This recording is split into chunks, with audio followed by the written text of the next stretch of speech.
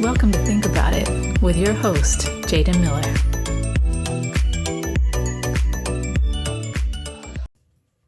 Good day, and welcome to Think About It with Jaden Miller. I'm your host, Jaden Miller. It's great to be with you all again.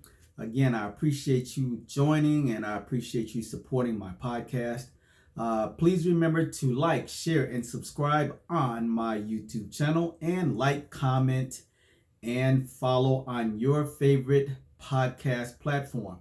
I strive to drop new episodes every week, traditionally on Sundays and Wednesdays. But anyway, I really strive to do so. Got a busy schedule, so sometimes my striving only gets to one of those days, but I do try to put out the best information that I can. I'm on Spotify, Apple Podcasts, Spreaker, Google Podcasts, Castbox, SoundCloud, iHeartRadio, and a myriad of other podcast platforms. So again, I thank you all for joining me today. I want to talk a little bit about the United States Senate and its failure to pass the voting rights bill. I know this is a little controversial. I have friends that are on the Republican side that feel as though that this bill is a power grab, and I have friends on the Democratic side, that feel that voting rights should be available to all citizens, and they feel as though the Republicans are trying to deny this. Especially since there are a lot of bills and a lot of things have been passed in state houses around the country. And so I want to take a different approach to this and look at it from the way that the Reverend Dr. Martin Luther King did, in terms of how he saw moderates in this country and how often their silence led to really this gap in time in terms of, civil rights for African Americans. And I'm going to try to compare that to how things are going with the Voting Rights Act here in 2022. Just a little history, back in 1963, and specifically in April of 1963, Dr. King had been arrested. And he was arrested because of their Birmingham campaign. And the Birmingham campaign was one in which they were calling for parading, demonstrating, boycotting, trespassing, and picketing of the city of Birmingham because of its racist and segregationist policies. All right. Dr. King was met with unusually harsh conditions when he was in the Birmingham Jail. And he received a statement, or he read a statement in a newspaper by 8 white Alabama clergymen, and they were writing against King and his methods. Now, these 8 clergymen supported King, but didn't support the methods. And so King categorized them as moderates, okay? They agreed that social injustices existed, but they argued that the battle against racial segregation should be fought solely in the courts and not on the streets. And as a minister, Dr. King responded to their criticisms on religious grounds. As an activist challenging an entrenched social system, he argued on legal, political, and historical grounds. All right. Dr. King spoke about the country's oppression of Black people. And as an orator, he used many persuasive techniques to reach the hearts and minds of his audience. And his letter was a powerful defense of the motivations, tactics, and goals of the Birmingham campaign and the civil rights movement more generally. Dr. King began this letter by responding to the criticism that he and his fellow activists were outsiders causing trouble in the streets of Birmingham. And Dr. King referred to his responsibility as a leader of the Southern Christian Leadership Conference, which had numerous affiliated organizations throughout the South. And he challenged these white clergymen by telling them that I was invited by our Birmingham affiliate because injustice is here in what then was probably the most racially divided city in the country, with its brutal police, unjust courts, and many unsolved bombings of Negro homes and churches. Now, back during this time, and if you go back in history, you will recall that during this time, there had been a bombing in Birmingham of a church that killed 4 young African-American girls, okay? I mean, how cowardly, these racists were to put a bomb in a church, okay, and kill these young girls, all right? And so Dr. King and his movement, the civil rights movement, are protesting and bringing attention to the country these racist acts, these violent acts, okay? These, as he put it, unsolved bombings of Negro homes and churches, all right? And what Dr. King is writing back to them is that, his belief that all communities and states were interrelated. And he says to them that injustice anywhere is a threat to justice everywhere, all right? And he also challenged them that says that anyone who lives inside the United States can never be considered an outsider anywhere within its bounds. And then he also went on to say that, white people successfully rejected, if white people successfully rejected his nonviolent activists as rabble-rousing outside agitators, that could encourage millions of African Americans to seek solace and security in Black nationalist ideologies, a development that will lead inevitably, according to Dr. King, to a frightening racial nightmare. All right. These white clergymen also disapproved of tensions created by public actions such as sit-ins and marches. And King confirmed that he and his fellow demonstrators were indeed using non-violent direct action in order to create constructive tension. The tension was intended to compel meaningful negotiation with the white power structure, without which true civil rights could never be achieved. And citing previous failed negotiations, King wrote that the Black community was left with no alternative. We know, according to Dr. King, that through painful experience that freedom is never voluntarily given by the oppressor. It must be demanded by the oppressed.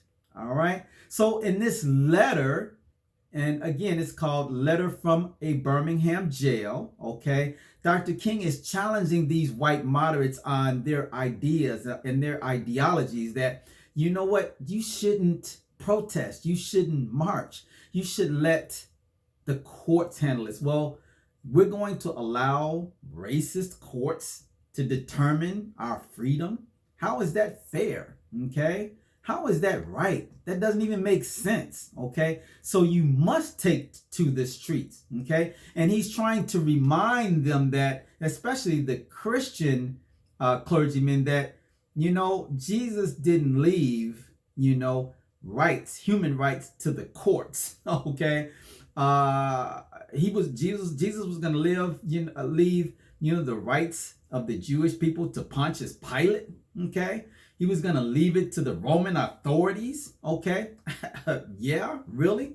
All right. So he's letting them know, okay, that he's gravely disappointed with the white moderate. And let me read a little bit of Dr. King's letter from a Birmingham jail. And I'm going to read that to you in just a moment. When I come back, I just want to give you a really quick announcement and talk to you about some guys that have a really, really great show that I really enjoy. It is called the Man Space Podcast. All right. You can check out Rest and Less. These guys discuss life, relationships, and a multitude of subjects from a man's perspective. Their latest episode from January 19th is entitled Man versus the Millionaire Mindset. You have got to listen to this. You have got to listen to these guys. They are really great. All right. You can find out more about them on the manspacepodcast.com. That's their website, the manspacepodcast.com. These guys are fantastic. I recommend that you listen to them. Check out Russ and Les. You can find them on all of the podcast platforms. Just like with mine, you can find them on Spotify, Apple Podcast, Google Podcast, all of them. So again, check out my boys, Russ and Les, on the Man Space Podcast. All right, let me go back and talk to you a little bit about this letter from a Birmingham jail. And as I was mentioning, Dr. King is challenging these white clergymen, okay, because their interpretation of Christianity and religious order is challenging, okay, for Dr. King, in terms of them being white moderates and saying that, you know what, you should not be doing these things. You should not be marching. You should not be sitting in. And I'm going to relate these back to the Voting Rights Act in just a moment, but this is what Dr. King says. He says, I must make two confessions to you, my Christian and Jewish brothers. These are the clergymen that oppose him. He says, first, I must confess that over the past few years, I have been gravely disappointed with the white moderate. I have almost reached the regrettable conclusion that the Negro's great stumbling block in his stride toward freedom is not the white citizen's counselor or the Ku Klux Klaner, but the white moderate who is more devoted to order than to justice, who prefers a negative peace, which is the absence of tension, to a positive peace, which is the presence of justice, who constantly says, and he's talking about the white moderate, I agree with you in the goal you seek, but I cannot agree with your methods of direct action. Who paternalistically believes he can set the timetable for another man's freedom, who lives by a mythical concept of time, and who constantly advises the Negro to wait for a more convenient season. Shallow understanding from people of goodwill is more frustrating than absolute misunderstanding from people of ill will. Lukewarm acceptance is much more bewildering than outright rejection. Okay, so Dr. King is playing the dozens with these white clergymen, and he's letting them know, first of all, how dare you? Okay, so we have been seeking justice in this country for hundreds of years. And just because you don't like that we sit in or that we march in the face of bombings of churches, lynching of black men and black women, okay, and the denial of human rights, not to mention civil rights, you want us to, wait for a more convenient season. Dr. King is saying, how dare you? So you disagree with our methods of direct action, but yet you want us to wait for a racist court system to determine our future? Well, it's that same racist court system that has kept us in bondage for years. All right? So Dr. King is letting them know that, you know what? Your lukewarm acceptance is so bewildering. And it is worse than those Ku Klux Klanners, okay, that pillage, that rape, okay, and that murder. You won't stand up to them, okay, but you challenge our efforts. So it's acceptable to some degree to murder and maim, okay, but it's unacceptable to march against that, to sit in against that, to demand your civil rights in public.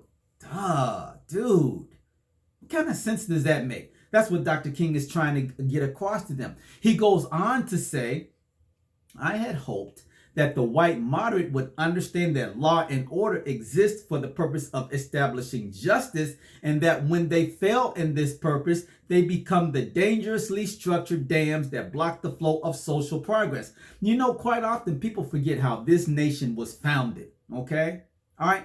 You know, there's this great philosopher, you know, that talked about, you know, how we as people should exist in a nation governed by laws, governed by a social order, a social contract. John Locke, He talks about how we have the right to life and liberty and property, okay? And he goes on to explain to us that when government does not do what it is supposed to do for the people, that government should be overthrown, okay? This is John Locke saying this, all right?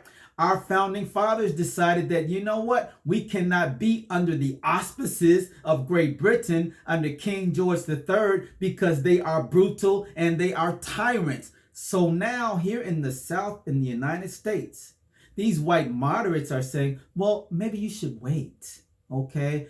Yeah, we know lynching is wrong and, denying you of your civil rights is wrong, but can we wait to a better time? And Dr. King is saying, no. We've been waiting, and you want us to continue to wait? How many black men have to be lynched in Mississippi? How many black boys, have to be murdered and a gun put to their head or their genitals chopped off or their ears chopped off until we can get some respect in this nation? That is what Dr. King is trying to get across to these white clergymen who still say, you know what? Just chill out. Okay, it'll happen for you. And Dr. King is saying you don't get to set the time for us anymore, all right, because we've waited and we've waited too long, all right. He goes on to say, I had hoped that the white moderate would understand that the present tension in the South is a necessary phase of the transition from an obnoxious negative peace in which the Negro positively accepted his unjust plight to a substantive and positive peace in which all men will respect the dignity and worth of human personality. Actually, he goes on to say, we who engage in nonviolent direct action are not the creators of tension. We merely bring to the surface the hidden tension that is already alive. We bring it out in the open where it can be seen and dealt with, like a boil that can never be cured so long as it is covered up, but must be open with all its ugliness to the natural medicines of air and light. Injustice must be exposed with all the tension its exposure creates to the light of human conscience and the air of national opinion before it can be cured. Dr. King challenges them and says, in your statement, you assert that our actions, meaning the marchers, the sit-in people that are sitting in, even though peaceful, must be condemned because they precipitate violence. What? So because we're marching and sitting in to get our civil rights, because ugly people then come in and be violent, hitting us with bottles and throwing fists at us, that we are the ones that to be condemned? So yet someone beats us over the head, but because we sat in, at a lunch counter, because white people and black people should be able to go anywhere in this country and sit wherever they want to, then we're wrong? Fools. That's what he's saying to them. You fools. How is that logical, he goes on to say? Isn't this like condemning a robbed man because his possession of money precipitated the evil act of robbery? Isn't this dumb? So because I've got money in my pocket, I'm wrong if somebody comes and robs me. What kind of sense does that make? So he's making them look like fools, in their argument that, oh, well, you know what? You shouldn't march. And the reason why you're marching is why all of this violence is happening. Dr. King, I know he was just irritated with them. He goes on to say, isn't this like condemning Socrates because his unswerving commitment to truth and his philosophical inquiries precipitated the act by the misguided populace in which they made him drink hemlock? Isn't this like condemning Jesus because his unique God consciousness and never ceasing devotion to God's will precipitated the evil act of crucifixion? We must come to see that, as the federal courts have consistently affirmed, it is wrong to urge an individual to cease his efforts to gain his basic constitutional rights because the quest may precipitate violence. Society must protect the robbed and punish the robber. I'll say that again. Society must protect the robbed and punish the robber. You don't punish a man because he's got money in his pocket and he was robbed by some fool. What sense does that make? it makes none. And Dr. King is trying to convey this, all right, to these individuals. And I'll go on and end this part and get back to the voting rights thing by saying this. Dr. King says, I had also hoped that the white moderate would reject the myth concerning time in relation to the struggle for freedom. I have just received a letter from a white brother in Texas. He writes, all Christians know that the colored people will receive equal rights eventually, but it is possible that you are in too great a religious hurry. It has taken Christianity almost 2,000 years to accomplish what it has. The teachings of Christ take time to come to earth.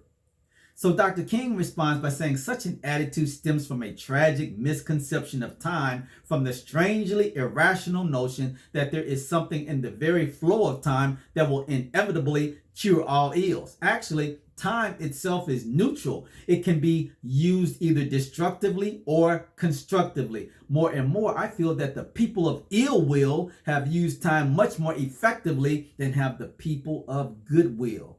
We will have to repent in this generation, not merely for the hateful words and actions of the bad people, but for the appalling silence of the good people. Human progress never rolls in on wheels of inevitability. It comes through the tireless efforts of men willing to be co-workers with God. And without this hard work, time itself becomes an ally of the forces of social stagnation. We must use time creatively in the knowledge that the time is always ripe to do right.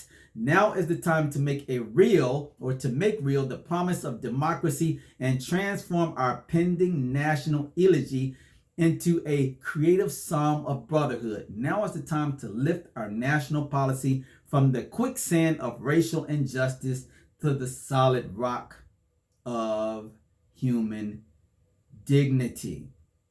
All right. So let's fast forward to 2022. All right.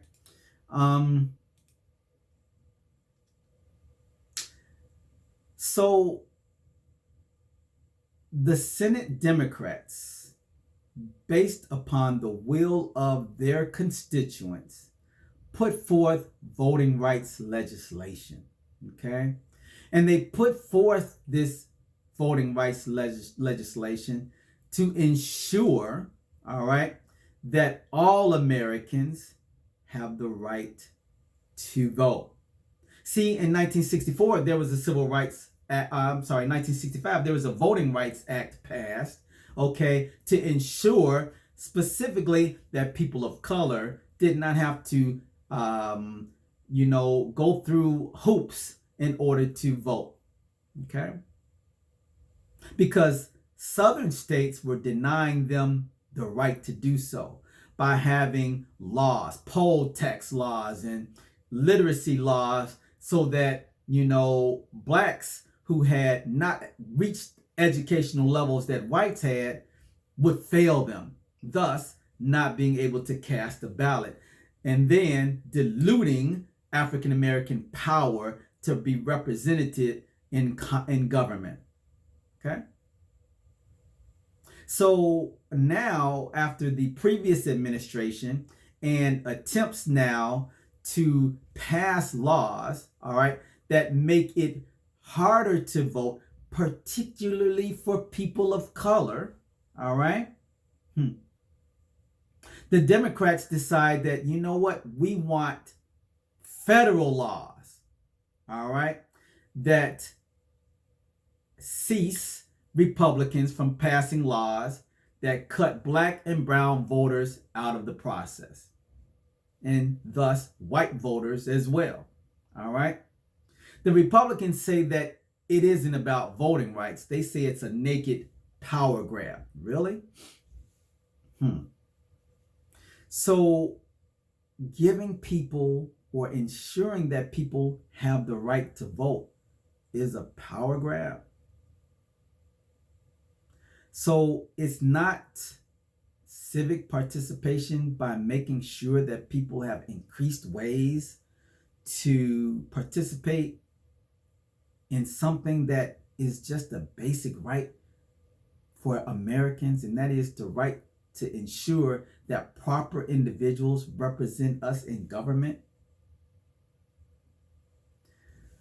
What is wrong with individuals that vote along party lines against the will of most Americans? There's something wrong with that. All right. There are 52 senators that chose to save a filibuster, okay, to ensure that a measure guaranteeing the right to vote to all Americans fairly fails.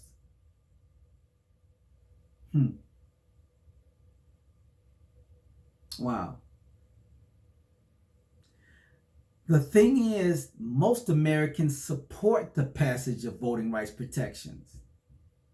There was a poll done that said that 53% of likely voters said they would approve of changing the filibuster if it meant passing the Voting Rights Act is called the Freedom to Vote Act and the John Lewis Voting Rights Advancement Act.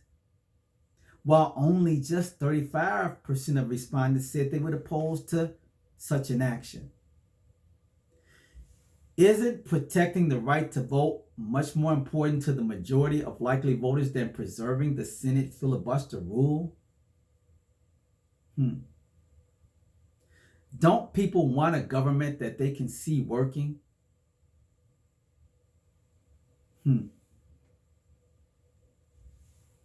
Wow.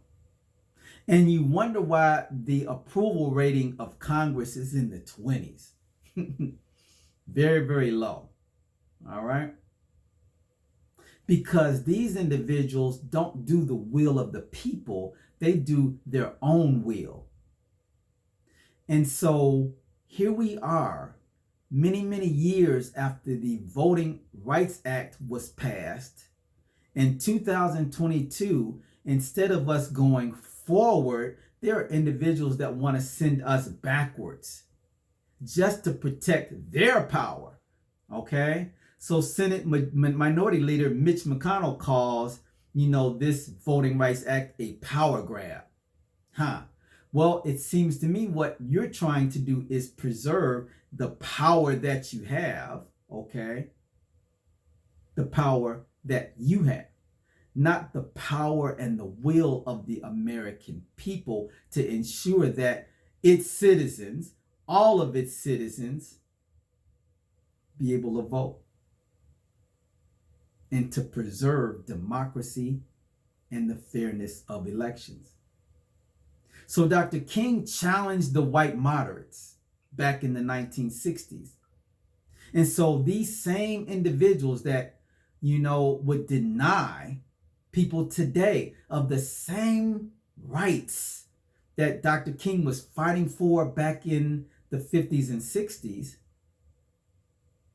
they want to deny the same stuff today. Wait. You'll get your turn. Wait. Don't protest. Let us handle it.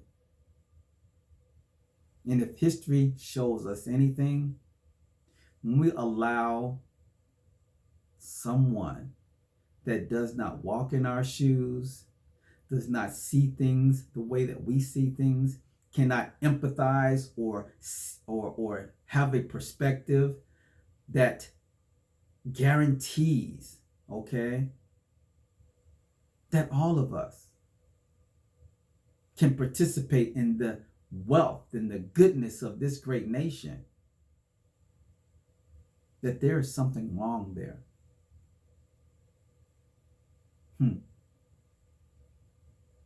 When there's a political party that instead of seeking out the will of the majority, seeking out the will of the people, seek out their own will, that's not government in action. At least not good government in action. All right? So people have taken to the streets again. People have protested. People have gone on hunger strikes. People have decided that senators that aren't supportive of these measures, that they will withhold money, withhold votes, withhold support.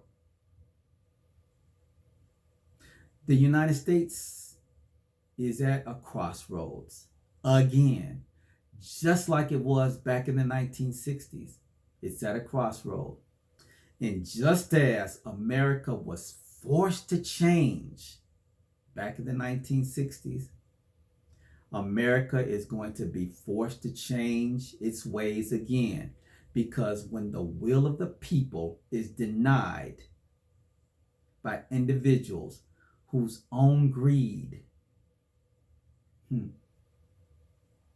who cannot see the forest for the trees, who are only interested in protecting themselves and their small group of individuals, the small-minded group of individuals.